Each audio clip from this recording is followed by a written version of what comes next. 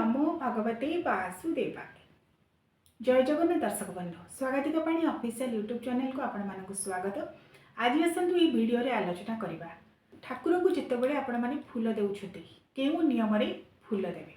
कारण दैनंदिन पूजा कार्य रे हेउ विशेष पूजा कार्य रे हेउ साधारणतः ठाकुर को पुष्प प्रदान करा जाय। तेबे केउ नियम रे केउ विधि ठाकुर मानक फूल देले से संतुष्ट होइथांती एवं पूजा संपूर्ण होइथाय से संपर्क रे आसंतु आज आलोचना करिबा। दर्शक बंधु फूल देवा उपचार विधि मध्यरु गोटे अन्यतम। आमर सप्त उपचार विधि जहाँ रही 64 उपचार 32 उपचार 24 उपचार 18 उपचार 16 उपचार 10 उपचार 5 उपचार ये सप्त उपचार पूजा विधि मध्यरु पुष्प प्रदान करिबा देवदेवी को गोटे स्वतंत्र उपचार। कारण पंच उपचार विधि रे गंध पुष्प धूप दीप नैवेद्य दिया जाए। अन्य उपचार विधि मानकर मध्य पुष्प प्रदान करा जाए एवं पुष्प हेउची गोटे एपरी प्रकृतिर उपादान जहाकु लागी करबा द्वारा ठाकुर माने संतुष्ट होइथांते। निर्गुण निराकार ब्रह्मंकर जो सगुण साकार मूर्ति मानक आम पूजा करुछे एवं तन्मध्य परम ब्रह्म परमात्मा से अदृश्य महाशक्ति महासत्ता को आवाहन करुछे तांकु जदि पुष्प लागी करा जाए ताहले से संतुष्ट होइथांते बोली विश्वास करा जाए। एवं पुष्प हेउची सौकुमार्य सौंदर्य एवं सौरभर गोटे मिश्रित उपादान जहाँ देवी देवता को आकृष्ट करता है एवं आध्यात्मिक तरंग भाव गोटे एपरी भाव सृष्टि करता है जद्वारा जी पुष्प दे ठाकुर को पूजा करे तार पूजा मध्य पूर्ण होता है बोली विश्वास करा जाए। तेबे केते गुडे नियम रही आमर शास्त्रतः जदि आम से नियम गुड़िक मानिबा ताहले पूजा संपूर्ण हब बोली मध्य विश्वास करा जाए। कौन रही से नियम गुड़िक प्रथम नियम हेउची दर्शक बंधु जेतेबेले आपण माने देवी देवता को पुष्प प्रदान करुछंती ताहा दैनंदिन पूजा कार्य रे हेउ बा विशेष पूजा कार्य रे हेउ मन रखिबे सदा सर्वदा सद्य सतेज प्रस्फुटित पुष्प ही प्रदान करिवे। कारण जदि आपण माने सद्य सतेज फुटिथिबा फूल ठाकुर को दियंती ताहाले से विशेष भाव में संतुष्ट होइथांती बोली विश्वास करा जाए।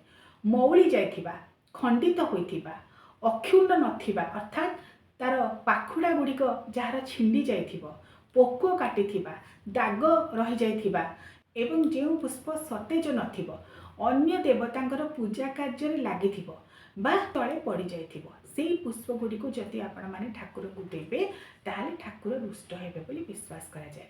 सेतिपई मन रखिबे सदा सर्वदा सद्य सतेज प्रस्फुटित पुष्प जहाँ ब्रह्म मुहूर्त रे आपण माने तोळिथिबे सूर्य किरण विशेष भाव ता ऊपर पड़ी नथिबो एवं सेतिपई ता सतेज थिबो सेही फूल को ही देवी देवता को जदि आपण माने प्रदान करिवे समर्पण करिवे ताहले से विशेष भाव में संतुष्ट हेबे बोली विश्वास करा जाए।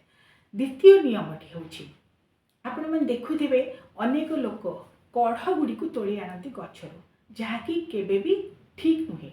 देवी देवता को जेतेबेले पुष्प प्रदान करा जाए मन रखिबे फुटिथिबा फूल ही समर्पण करिवे केबे भी कढ़ को समर्पण करिवे नाही। अनेक लोक फूल मिलू नाही बोली ता पूर्व दिन रात्रि बा संध्या बेले जेतेबेले भी सुविधा पाइले कढ़ गुड़ी को तोली आनती ताकू कौन करती ना गोटे पात्र रे जल रखी से कढ़ गुड़ी को पकई दियंती जद्वारा ताहा राति मध्य फुटी जाए ताहाकू सकाळे प्रदान करती जहाँ शास्त्रतः निषिद्ध। कारण फूल गछरे फुटिबा परे ही प्रकृतिगत भाव में फूल जितेबाला गछरे फुटी जाए तापर ही ताकू तोली आनी ठाकुर को दबा या हेउची विधि। केबे भी कढ़ गुड़ी को गछरु तोली आनिबे नाही एवं फूल तोलिबार नियम मध्य रही ब्रह्म मुहूर्त बा सकाळ समय रे तोलिबे बेसी सूर्य किरण ता ऊपर पड़ी नथिबो जद्वारा कि फूल गुड़िक मौली जीवार संभावना मध्य थाए। ता सहित मध्याह्न समय रे अपराह्न समय रे संध्या समय रे किंबा रात्र समय रे फूल तोलिबे नाही। सेही फूल गुड़ी को ठाकुर को समर्पण करा जाए नाही। केवल सकाळे तोलिथिबा फूल ठाकुर को समर्पण करा जाए। फूल सकाळ समय रे तोलिबे तत्सहित तृतीय नियमटी हेउछि जो फूल गुड़ी को आपण माने तोड़ुछंती केतेबेले हेले भी ताको भिजेकी रखिबे नाही। अनेक व्यक्ति जानती नहीं पात्र रे जल रखी से फूल गुड़ी को भिजे दियंती। शास्त्र यह निषिद्ध करिछि ठाकुर मानकु केबे भी भिजा फूल दिया जाए नहीं। गछरु तोड़िथिबा सद्य सतेज फूल ସେଇଥିରେ ଟିକିଏ ଗଙ୍ଗା ଜଳ ଛିଞ୍ଚି ତାହାକୁ ହିଁ ମାଳା ତିଆରି କରି ଠାକୁରଙ୍କୁ ସମର୍ପଣ କରିପାରିବେ, ନଚେତ୍ ଗୋଟା ଫୁଲ ମଧ୍ୟ ଦେଇପାରିବେ। ଏହା ହିଁ ହେଉଛି ଶାସ୍ତ୍ରୀୟ ବିଧି। ତେଣୁ ଭିଜି ଯାଇଥିବା ଫୁଲ ଠାକୁରଙ୍କୁ ସମର୍ପଣ କରିବେ ନାହିଁ। ତା ସହିତ ଖଣ୍ଡିତ ଫୁଲ ସମର୍ପଣ କରିବେ ନାହିଁ। ଅନେକ ଲୋକ କ'ଣ କରନ୍ତି, ଫୁଲ ଅଭାବରେ ବା ଫୁଲ ନାହିଁ ବୋଲି ଗୋଟିଏ ଫୁଲର ବିଭିନ୍ନ ପାଖୁଡ଼ା ଗୁଡ଼ିକୁ ଛିଣ୍ଡେଇ ଦିଅନ୍ତି, ଗୋଟିଏ ଗୋଟିଏ ପାଖୁଡ଼ା ଠାକୁରମାନଙ୍କୁ ଦିଅନ୍ତି। ତାହା ମଧ୍ୟ ନିଷିଦ୍ଧ। ଗୋଟା ଫୁଲ ହିଁ ଠାକୁରଙ୍କୁ ସମର୍ପଣ କରିବେ। କାରଣ ଫୁଲ ଅଭାବରେ କିପରି ପୂଜା କରିବେ ତାର ମଧ୍ୟ ବିଧି ରହିଛି। ମୁଁ ମଧ୍ୟ ଆପଣମାନଙ୍କୁ ପରେ କହିବି। ଯଦି ଆପଣଙ୍କ ପାଖେ ଫୁଲ ନାହିଁ ତେବେ ବି ଚିନ୍ତା କରିବା ନାହିଁ, ଅନ୍ୟ ବିଧି ରହିଛି, ଆପଣମାନେ ତାକୁ ସମର୍ପଣ କରି ଠାକୁରଙ୍କୁ ପୂଜା କରିପାରିବେ। ମାତ୍ର ଫୁଲର ପାଖୁଡ଼ାକୁ ଛିଣ୍ଡେଇ ଗୋଟିଏ ଗୋଟିଏ ପାଖୁଡ଼ା ଗୋଟିଏ ଗୋଟିଏ ଠାକୁରଙ୍କୁ ଦେଇ ଏହିପରି ଭାବରେ କେବେ ବି ଭୁଲ କରିବେ ନାହିଁ। ଏପରି କେବେ ପୂଜା କରିବେ ନାହିଁ। ଗୋଟା ଫୁଲ ହିଁ ସମର୍ପଣ କରିବେ। ଏବଂ ଠାକୁରଙ୍କର ପୂଜା ପାଇଁ ଯଦି ଫୁଲ ଆପଣଙ୍କ ପାଖେ ନାହିଁ, ଶାସ୍ତ୍ର ମଧ୍ୟ ଏହା ପାଇଁ ନିୟମ ରଖିଛନ୍ତି। ଯଦି ଫୁଲ ନାହିଁ ତାହେଲେ ଆପଣମାନେ ଦୁବ ଦ୍ୱାରା, ଅକ୍ଷତ ଦ୍ୱାରା ଏବଂ କୁଶ ଦ୍ୱାରା ମଧ୍ୟ ଠାକୁରଙ୍କର ପୂଜା କରିପାରିବେ। କିପରି ନା, ମା ଦେବୀ ଦୁର୍ଗାଙ୍କୁ ତ ଦୁବ ଦିଆଯିବ ନାହିଁ, ତାଙ୍କୁ ଆପଣ ଅକ୍ଷତ ଦେବେ। ଶ୍ରୀମନାରାୟଣ ବିଷ୍ଣୁଙ୍କ ପୂଜାରେ ସାଧାରଣତଃ ଅକ୍ଷତ ଦିଆଯାଏ ନାହିଁ, ତାଙ୍କୁ ଦୁବ ଦେବେ। ତା ସହିତ ତୁଳସୀ ବେଲପତ୍ର ଯଦି ଅଛି ଆପଣ ଶ୍ରୀମନାରାୟଣ ବିଷ୍ଣୁ ଏବଂ ଶିବ ଶମ୍ଭୁ ଶଙ୍କରଙ୍କୁ ଦେବେ। ପ୍ରଭୁ ଶ୍ରୀ ଗଣେଶଙ୍କୁ ମଧ୍ୟ ଦୁବ ଦେଇ ପୂଜା କରିପାରିବେ। ଏସବୁ ନିୟମରେ ମଧ୍ୟ ଆପଣମାନେ ଠାକୁରଙ୍କୁ ପୂଜା କରିପାରିବେ। ଯଦି ଏସବୁ କିଛି ବି ନାହିଁ ତାହେଲେ କ'ଣ କରିବେ, କୁଶ ଦ୍ୱାରା ଠାକୁରଙ୍କ ଶ୍ରୀଅଙ୍ଗକୁ ସ୍ପର୍ଶ କରି ପ୍ରଭୁ ଫୁଲ ନାହିଁ, ଫୁଲର ଅଭାବରେ ମୁଁ ଆପଣଙ୍କୁ ମୋର ଭକ୍ତି ନୈବେଦ୍ୟ ରୂପକ ପୁଷ୍ପ ପ୍ରଦାନ କରୁଛି, ଏହିପରି ଚିନ୍ତା କରି ମଧ୍ୟ ଠାକୁରଙ୍କୁ ଆପଣମାନେ ପୂଜା କରିପାରିବେ। ମାତ୍ର କେବେ ବି କଢ଼ ଗୁଡ଼ିକୁ ଆଣି ପୂଜା କରିବେ ନାହିଁ, ଭିଜା ଫୁଲ ପୂଜା କରିବେ ନାହିଁ, ବା ରାତ୍ର ସମୟରେ ମଧ୍ୟାହ୍ନ ସମୟରେ ଫୁଲକୁ ତୋଳିକି ଆଣି କେବେ ବି ଠାକୁର ପୂଜା କରିବେ ନାହିଁ। କେତେ ଗୁଡ଼ିଏ ବିଶେଷ ନିୟମ ରହିଛି ଫୁଲ ତୋଳିବାର ଏବଂ ଫୁଲକୁ ଠାକୁରଙ୍କୁ ସମର୍ପଣ କରିବାର। ଏହି ନିୟମ ଗୁଡ଼ିକୁ ଯଦି ଆମେ ମାନିବା ତାହା ଆମ ପାଇଁ ମଙ୍ଗଳପ୍ରଦ ସାବ୍ୟସ୍ତ ହେବା ସହିତ ଦେବୀ ଓ ଦେବତା ମଧ୍ୟ ସନ୍ତୁଷ୍ଟ ହୋଇଥାନ୍ତି ବୋଲି ମଧ୍ୟ ବିଶ୍ୱାସ କରାଯାଏ। ଏବଂ ଯେଉଁ ଫୁଲ ଗୁଡ଼ିକ ଆପଣମାନେ ଠାକୁରଙ୍କୁ ପ୍ରଦାନ କରୁଛନ୍ତି ରାତ୍ର ସମୟରେ ବା ସନ୍ଧ୍ୟା ସମୟରେ ତାହାକୁ କାଢ଼ିବେ ନାହିଁ। ଅନେକ ଦର୍ଶକ ପ୍ରଶ୍ନ କରିଥିଲେ ଏ ସମ୍ପର୍କରେ ମଧ୍ୟ ମୁଁ ଭିଡ଼ିଓ ଆଗରୁ ଅପଲୋଡ଼ କରିଛି। ସନ୍ଧ୍ୟା ସମୟରେ ରାତ୍ରରେ ଯଦି ଆପଣମାନେ ଫୁଲ କାଢ଼ିଦେବେ ଠାକୁରଙ୍କର ଶ୍ରୀଅଙ୍ଗରେ ଆଉ ଫୁଲ ରହିବ ନାହିଁ।